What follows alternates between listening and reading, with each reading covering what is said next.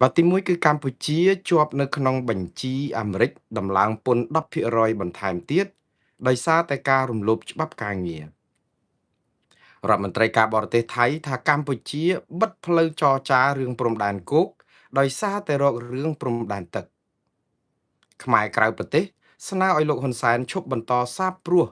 ការឈឺចាប់ចំពោះខ្មែរគ្នាឯងប្រតិកម្មប្រជាពលរដ្ឋរឿងគ្រូប៉ែតតុង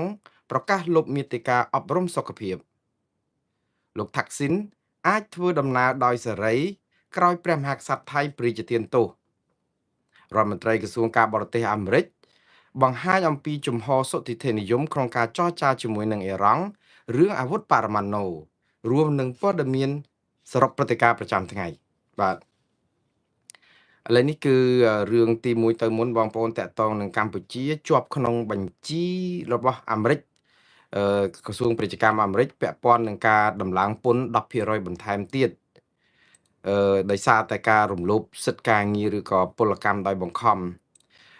ស្អីទៀតហើយបងប្អូនកម្ពុជាយើងនឹងដូចជាមិនសូវជាអស់បញ្ហានឹងសោះអស់ពីរឿងមួយហើយអាមេរិកហ្នឹងដាក់ពន្ធពន្ធកយយើងហ្នឹងគឺបងប្អូនមានចាំទេ19%ដំបូងឡើយមិនមែន19ទេណាកាលពីដើមឡើយពីម្លងខែប្រហែលជាមួយឆ្នាំមុនខែមីនានោះនៅពេលលោកត្រាំឡើងមកកាន់ជាប្រធានាធិបតីភ្លាមគឺគាត់ដាក់ពន្ធបដិការយើងហៅ reciprocal tariffs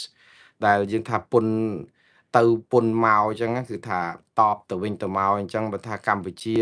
យកពន្ធអាមេរិក100អាមេរិកយកពន្ធកម្ពុជាវិញ100អញ្ចឹងទៅប៉ុន្តែអាពន្ធបដិការហ្នឹងគឺការកណនាហ្នឹងគឺថាវាប្លែកវាពិបាកទទួលយកបានមែនតើដោយសារអីជញ្ជីងពាណិជ្ជកម្មរវាងកម្ពុជានិងអាមេរិកកាលពីពេលនោះគឺអាមេរិកនាំផលិតផលអាមេរិកយកទៅស្រុកខ្មែរតែ3%ទេក្នុងចំណោម100%ហ្នឹងគឺនិយាយទៅគឺអាមេរិកនាំទៅ3ខ្មែរនាំមកវិញ97អញ្ចឹងបានន័យថាវាបាសជញ្ជីងអាមេរិកនាំតិចមែនតើព្រោះខ្មែរនាំមកអាមេរិកវា1000សំទោស12,000លានដុល្លារជាងអាមេរិកនាំទៅខ្មែរវិញអត់បាន300លានដុល្លារផងហ្នឹងហើយមែនតើអត់មានអីឆ្ងល់ហ្មងដែរទេពួកអាមេរិកទៅនាំស្អីគេទៅខ្មែរហ្នឹង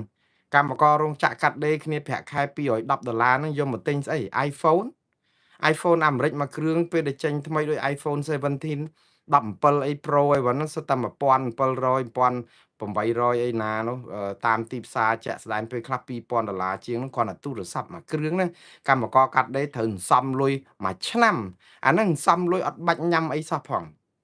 វាអត់មានកម្លាំងសេដ្ឋកិច្ចអាមេរិកឯណានៅស្រុកខ្មែរហ្នឹងទេបើនៅស្រុកថៃអាហ្នឹងអាចមានដោយសារតែថៃវាជាទីផ្សារធំប្រជាពលរដ្ឋថៃក៏ជីវភាពគេធូរធារជាងខ្មែរយើងហើយម្យ៉ាងទៀតភ្ញៀវទេសចរទៅថៃហ្នឹងច្រើនលានដូច្នេះដូចថាអាសេដ្ឋកិច្ចគេហ្នឹងក៏វាដើរឬក៏ប្រាក់ចំណូលច្រើនទលំទលាយចឹងទៅទីផ្សារគេធំអញ្ចឹងបានថាតំណែងនាំមកស្រុកខ្មែរអាមេរិកនាំមកតិចខ្មែរនាំមកអាមេរិកច្រើនហើយខ្មែរនាំមកអាមេរិកច្រើនហ្នឹងគឺដោយសាររឿងអនុគ្រោះពន្ធ GSP ទេព្រោះរឿងផលិតផលដែលនាំមកអាមេរិកភាគច្រើនជាផលិតផលវាយនភ័ណ្ឌហ្នឹងផលិតផលខោអាវស្បែកជើងកាបូបយួរដៃសម្រាប់វត្ថុអនុស្សាវរីយ៍ឬរបស់ធ្វើដំណើរអីហ្នឹងវាអត់មានជាចង្កឬក៏និយាយទៅយើងអត់អាចផលិតអីផ្សេងក្រៅពីនឹងបាននាំមកទីផ្សារអាមេរិកក្រៅតែពីអាមេរិកយករោងចក្រទៅបង្កើតនៅស្រុកខ្មែរឬក៏រោងចក្រចិនបង្កើតនៅស្រុកខ្មែរយកមកលក់នៅអាមេរិកអញ្ចឹងតែប៉ុន្តែទំនិញហ្នឹងគឺវាជន់ទីផ្សារចង់និយាយថាទីផ្សារអាមេរិកហ្នឹងក៏ជាទីផ្សារដ៏ធំសម្បើមនិយាយទៅធំជាងទីផ្សារអឺរ៉ុបដល់ទៅ3-4ដងហើយណោះបើប្រៀបធៀបទៅនឹងកម្លាំងនៃការដែលនាំមកអាមេរិកព្រោះអីនាំទៅអឺរ៉ុបមានការអនុគ្រោះពន្ធ GSP ដែររបស់អឺរ៉ុបបាន EBA សំទោសមិន GSP ទេបានតាមប្រហែលនឹង4ប្រហែលជា3-4000លានដុល្លារនៅក្នុងមួយឆ្នាំហ្នឹងបើមកអាមេរិកវិញតាម GSP 12000លានដុល្លារជាងក៏ប៉ុន្តែអា GSP ហ្នឹងក៏រៀងរយាលទៅដល់ពេលលោកត្រាំគាត់ចង់រករឿងពន្ធដារហ្នឹងសំទោសពន្ធកយហ្នឹងក៏ចាប់ផ្ដើមតតាំងគ្នាទៅក៏ប៉ុន្តែដោយសារតែក្រោយមកដោយសារមានសង្គ្រាមជាមួយថៃនិងខ្មែរហ្នឹងរួចគាត់ចង់កំណត់អាពន្ធហ្នឹងអាម៉េចទេឲ្យពីរនាក់ហ្នឹងត្រូវគ្នាទៅខំប្រឹងមានបទជោគបាញ់ប្រញាប់ប្រញាល់ទៅគាត់ទម្លាក់ពីកាលមុន49មិនដឹងឯង46ធ្លាក់មកនៅ30ជាង36ម្ដងហើយក្រោយមកក៏ធ្លាក់នៅ19%ទាំងថៃទាំងម៉ាឡេទាំងកម្ពុជា3ប្រទេសហ្នឹងគឺស្មើគ្នា19ដូចគ្នា ដោយសារតែម៉ាឡេចូលរួមជួយសម្របសម្រួលឲ្យមានបទជបាញ់ថៃក៏ព្រមឲ្យមានបទជបាញ់អីចឹងតែអ្នកដែលខាតគឺខាតខ្មែរឡុងចុងហ្មងព្រោះបទជបាញ់នេះគឺបាត់តែសង្គ្រាមលែងបាញ់គ្នាមែនទេប៉ុន្តែបលាលួសនៅរាយព័ទ្ធជុំវិញបេះដូងខ្មែរនៅគ្រប់ទិសទីហើយដីខ្មែរជាង60កន្លែងត្រូវថៃគ្រប់គ្រងរហូតដល់ឥឡូវអត់ទាន់បានម្ដុំមកវិញទេម្យ៉ាងទៀតគឺនៅពេលដែលជាប់19%នេះគឺអាមេរិកក៏ចាប់ផ្ដើមជជែកវែងឆ្ងាយទៀតនៅថ្ងៃទីបើតាមយើងចាំនៅខែ10គឺអាមេរិកបានកំណត់កិច្ចសន្យាគឺកិច្ចព្រមព្រៀងពាណិជ្ជកម្មជាមួយកម្ពុជាមួយកាលហ្នឹងចុះហត្ថលេខានៅប្រទេសថៃនឹងមិនមែននៅប្រទេសថៃទេសុំទោសនៅម៉ាឡេដោយសារកាលហ្នឹងម៉ាឡេជាម្ចាស់ផ្ទះនោះដើម្បីឲ្យមានបទឈប់បាញ់លើកទី2បងប្អូនប្រហែលជាចាំទេកាលហ្នឹងលោកត្រាំគាត់ទៅចូលរួមធ្វើជាអធិបតីអីដែរនៅក្នុងការដែលរៀបចំឲ្យមានពិធីជួបគ្នាលោកហ៊ុនម៉ាណែតនិងអនុទិនចាមវីរៈគុលឆ្លៀតឱកាសហ្នឹងក៏គេចុះហត្ថលេខាពាណិជ្ជកម្មមួយកិច្ចព្រមព្រៀងពាណិជ្ជកម្មរវាងកម្ពុជានិងអាមេរិកដោយកម្ពុជាឈប់យកពន្ធអាមេរិកទម្លាក់ពន្ធផលិតផលអាមេរិកនាំទៅស្រុកខ្មែរឲ្យធ្លាក់ដល់កម្រិត0ហ្មងដើម្បីអីដើម្បីលួងចិត្តអាមេរិកឲ្យនាំឬក៏ដកអាការតម្លើងពន្ធអីច្រើនលើផលិតផលខ្មែរអញ្ចឹងណាដែលជាធ្នូនៅក្នុងការដោះដូរអីអញ្ចឹងតែក៏ប៉ុន្តែទោះខ្មែរទម្លាក់ផលិតផលអាមេរិកចុះដល់កម្រិត0ក៏អត់បានជួយឲ្យអាមេរិកដែរព្រោះអាមេរិកនាំមក$300លានហ្នឹងទម្លាក់ដល់ពន្ធ0ហ្នឹងតើវាចំណេញអីគេព្រោះវាអត់មានទៅថាអាមេរិកអត់អាចនាំផលិតផលទៅស្រុកខ្មែរដោយសារខ្មែរតម្លើងពន្ធអាមេរិកក៏អត់ដែរអាមេរិកអត់នាំផលិតផលទៅស្រុកខ្មែរបានមិនមែនដោយសារជាប់ពន្ធគយខ្មែរខ្ពស់ទេពុកពន្ធគយយើងសប្ងៃហ្នឹងដាក់លើផលិតផលអាមេរិកខ្ពស់បំផុតមាន28%10និយាយទៅគឺចន្លោះប្រហែលជា15%អីហ្នឹងវាទុចទួចស្រួយស្ដើងមែនតើវាអត់មានអីត្រូវធ្ងន់រហូតដល់អាមេរិកលក់អត់បានអីចឹងប៉ុន្តែសំខាន់វាមិនមែនរឿងពន្ធទេវាសំខាន់គឺលើសេដ្ឋកិច្ចកម្ពុជាប្រាក់ចំណូលជីវភាពគ្រួសារនិងតម្រូវការរបស់ប្រជាពលរដ្ឋខ្មែរហ្នឹងត្រូវបានតែផលិតផលចិនផលិតផលយួនអីចឹងវាមិនអាចទៅដល់ទំនើបផលិតផលរបស់អាមេរិកខ្ញុំនិយាយមិនមែនមើងងាយខ្មែរយើងគ្មានសមត្ថភាពទេតែប្រាក់បៀវត្សយើងវាទាបពេកយើងអត់មានកម្លាំងទៅទិញផលិតផលថ្លៃៗរបស់អាមេរិកទេដូច្នេះទោះបន្ថយពន្ធដល់0ក៏អត់បានចំណេញអីដល់អាមេរិកដែរតែសំខាន់បំផុតនៅពេលដែលយើងជាប់កិច្ចព្រមព្រៀងខែ10ហ្នឹងគឺកម្ពុជាសន្យាជាមួយអាមេរិកមិនមែនត្រឹមបន្ថយពន្ធទេណាគឺត្រូវការជួយស្ដារសិទ្ធិមនុស្សនិងប្រជាធិបតេយ្យជាពិសេសសិទ្ធិកម្មករសហជីពនៅស្រុកខ្មែរដែលជាកិច្ចព្រមព្រៀងសច្ចាគ្នាមែនតើប៉ុន្តែមកដល់នេះអាមេរិកថាអត់ទាន់បានអនុវត្តបានពេញលេញទេបានខ្លះមិនមែនថាអត់សោះទេអញ្ចឹងហើយបានជាថ្ងៃនេះគឺខាងក្រសួងឬក៏តំណាងពាណិជ្ជកម្មអាមេរិកដែលបានចេញរបាយការណ៍មួយមិនមែនថ្ងៃហ្នឹងម្សិលមិញគឺបង្ហាញប្រទេស60ដែលអាមេរិកត្រូវដាក់ពន្ធថែមដល់ទៅ12.5%ហើយនឹង10%អញ្ចឹងកម្ពុជាស្ថិតនៅក្នុងចំណោមប្រទេសចំនួន10ដែលជាប់ពន្ធបន្ថែម10%ទៀតចំណែកឯប្រទេស45ទៀតគឺជាប់12.5%តាក់ទងនឹងការធ្វើពលកម្មដោយបង្ខំដោយសារស្ថានភាពពលកម្មដោយបង្ខំនេះវាអត់ប្រសើរអញ្ចឹងកម្ពុជាតាមពិតជាប់10%ហ្នឹងបើយើងប្រៀបធៀបទៅថៃកម្ពុជាគ្រាន់បើជាងថៃវិញព្រោះថៃជាប់នៅក្នុងបញ្ជីនៃប្រទេស45ដែលជាប់ពន្ធ12.5%ដោយមួយវៀតណាមដែរថៃហ្នឹងដូច្នេះយើងជាប់ជាមួយនឹង15ប្រទេសដែលបានគេយកតែ10%បើយើងស្ដាប់ទៅដូចជាយើងធូរជាងថៃមិនអញ្ចឹងហ៎ព្រោះអីថៃដូចថាអស់12.5%ហើយយើងថែមតែ10%ទៀតក៏ប៉ុន្តែ12.5%ឬ10%គឺអត់មានបានអឺចង់និយាយថាសុទ្ធតែជារឿងខាតប្រយោជន៍ហើយជាបន្ទុកមួយដ៏ធ្ងន់របស់កម្ពុជាដូចតែគ្នាទេវាអត់មានអីបានប្រសើរទេឥឡូវនេះខ្ញុំនឹងអានសេចក្តីនិយាយទៅព័ត៌មានតាក់ទងនឹងរឿងនេះឲ្យបងប្អូនបានជ្រាបដើម្បីយើងពិភាក្សារកចង់និយាយថាវិភាគស្ថានភាពថាតើ10%ជាងនេះកម្ពុជានឹងជួបបញ្ហាអីឲ្យប្រកបទៅមុខទៀតហើយតើហេតុអីបានជា10%កម្ពុជាធ្វើអីខុសឲ្យប្រកបព្រោះអីមើលទៅដូចជាខំប្រឹងកែសម្រួលឬក៏មានកិច្ចព្រមព្រៀងមានអីជាមួយនឹងប្រទេសឬក៏សហរដ្ឋអាមេរិកនឹងដែរចរចាគ្នាច្រើនដែរឥឡូវរឿងចេះតំណាងពាណិជ្ជកម្មពិសេសរបស់អាមេរិកបានជជែកគ្នាយូរហើយមិនមែនត្រឹមពេលហ្នឹងទេតាំងពីមើលទៅដូចជាតាំងពីខែមេសាខែអីមក គឺក្នុងការដែលឲ្យក្រុមស្រាវជ្រាវមួយក្រុមរបស់សហរដ្ឋអាមេរិកផ្នែកពាណិជ្ជកម្មហ្នឹងរកវិធីយ៉ាងណាដើម្បីលោកត្រាំអាចយកពន្ធបន្ថែមទៅលើប្រទេសទាំងអស់ហ្នឹងព្រោះអីក្រោយលោកត្រាំតម្លើងពន្ធខ្ពស់ពេកទៅ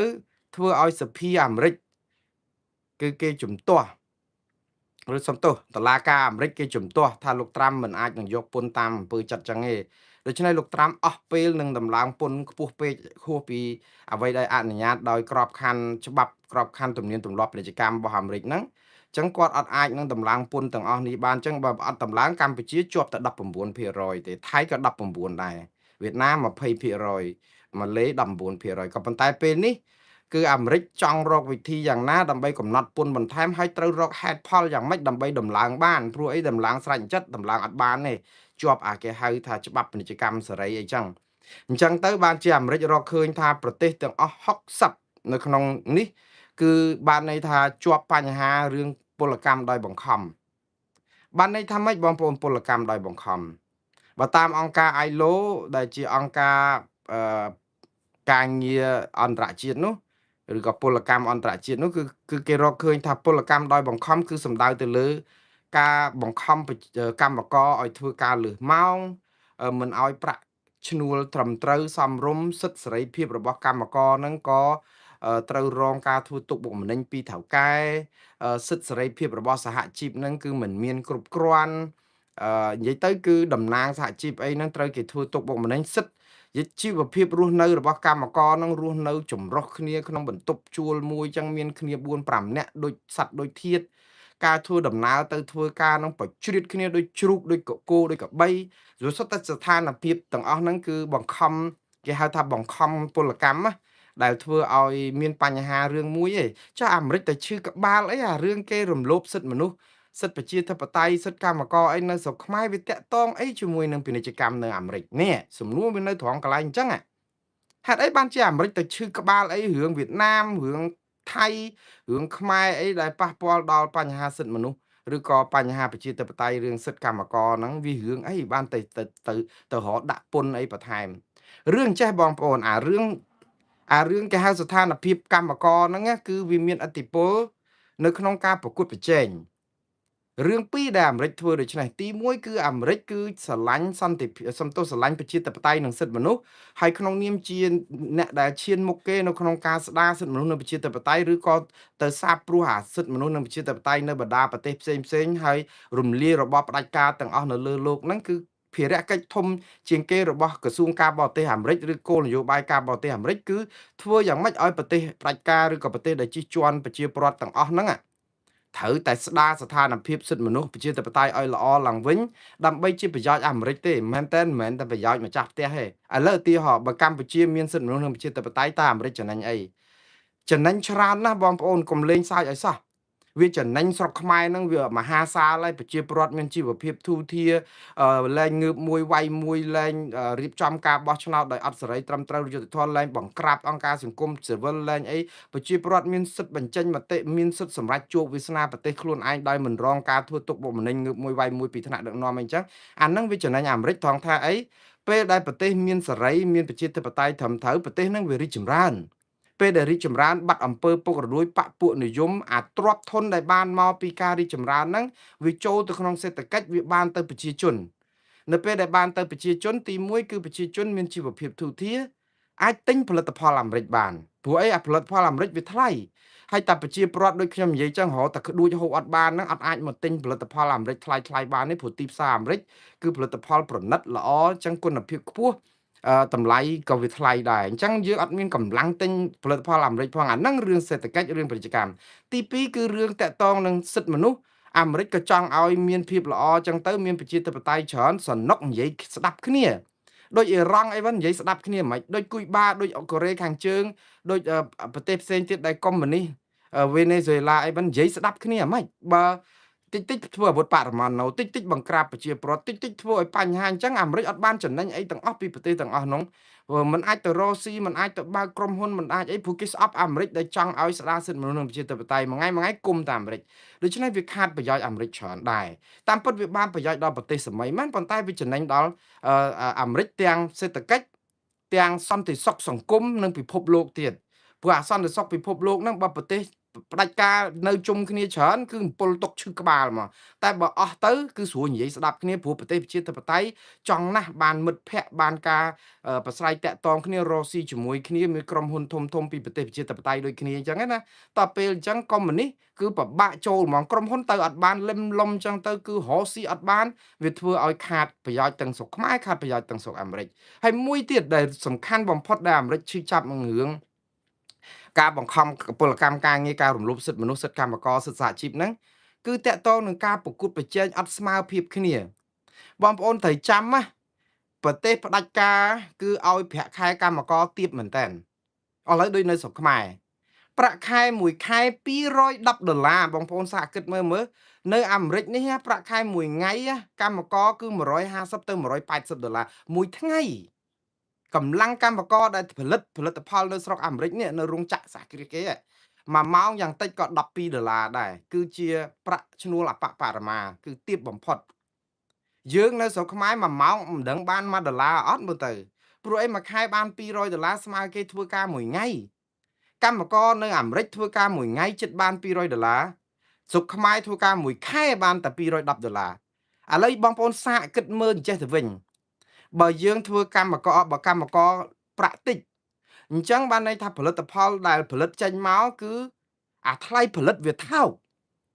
នៅពេលដែលថ្លៃផលិតវាថោកវាអត់ដូចគ្នាដែលចាយលុយច្រើនដើម្បីបង់លុយកម្មករឥឡូវឧទាហរណ៍ឲ្យងាយសាមញ្ញឆាប់យល់បងប្អូនសាកធ្វើទឹកក្រូចកំប៉ុងនៅស្រុកខ្មែរចោះមានរោងចក្រផលិតទឹកក្រូចកំប៉ុងហើយទៅរោងចក្រហ្នឹងមានកម្មករ100នាក់ជាខ្មែរទាំងអស់